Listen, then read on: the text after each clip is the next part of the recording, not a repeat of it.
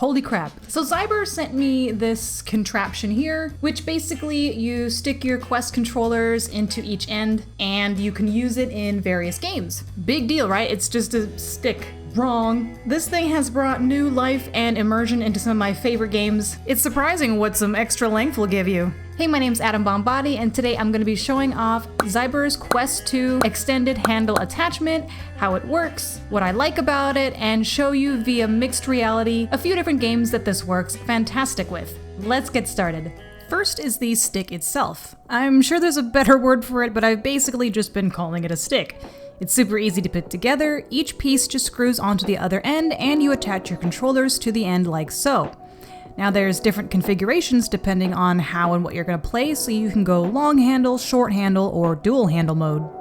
There's also weights in each side of the handles, so if you find that it becomes too much to handle, you can remove some of the little weight bars. Now I'm going to show you some specific use cases for any stick attachment, my recommendation being Saber of course, but if you have another brand you prefer, you can use that instead. There are certain in-game settings that will make your experience better if you're going to use one of these. Now my first thought was Beat Saber, right? Because you see all those fancy mall-style players, and I thought, cool, maybe I'll give it a shot, get some footage, but boy, now am I addicted. For Beat Saber, you're going to want to use the long handle mode, although dual can work as well. With mall-style sabering, you're going to want to turn off the directional arrows, and while this is personal preference, I also turn off debris as well. Playing Beat Saber mall style hits my shoulders, triceps, and forearms in ways I didn't know possible. However, I wouldn't get too carried away at first because this can also be a bit taxing on your wrists as you get the hang of it. For Walkabout Mini Golf, I use the long handle mode, except because you only really need one controller, I just stick one controller in, the one for my dominant hand. You may need to adjust the direction angle in the in-game settings to get it to feel right with your attachment, and unfortunately you'll also have to deal with your in-game hand looking like you're real close to the ground, but this shouldn't affect your gameplay. I still suck at mini golf whether with or without the attachment, but at least it felt better, and I really enjoyed being able to actually feel my swings. In Kayak VR, of course, use the long handle mode. This was actually one of my favorite uses as it just works so naturally well in this game. There's actually a toggle in the in-game settings for using a stick, and you can make a ton of manual adjustments as well if you'd like.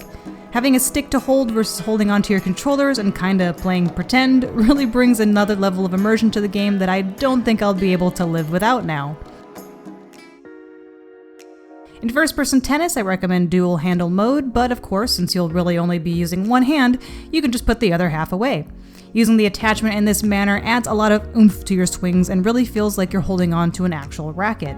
In the in-game settings, you can adjust the grip handle of your dominant hand in case it feels a little off. This is done easily by just holding onto the in-game handle where it feels comfortable, then pressing the trigger button.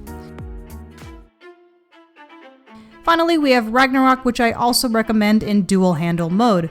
Wielding the hammers with something that doesn't feel like a child's toy is awesome. Ragnarok also makes it very easy to adjust the position of the drums in front of you, whether that's positional or height, as well as the angle of your drums to something that's comfortable. All of these games from now on I'm going to be using the extension handle attachment for because I'm going to get less of an experience without it, with the exception being Beat Saber because my wrists will need a break now and then until I get good. I feel like it's important to note that with the Saber extension attachment that you can still feel haptic feedback coming from the controllers into the tubes, which is important to me especially in rhythm games like Beat Saber and Ragnarok. Other recommended games that you can try, but I haven't personally yet, are Supernatural, Fruit Ninja, and 11 Table Tennis. If you have one of these attachments, I'd love to hear what games you use it with, or even if you don't have one, suggestions for games that you'd probably try it with. Anyway, thanks for watching. I think I'm gonna jump back into Beat Saber again. Keep on creating and never lose that drive to improve.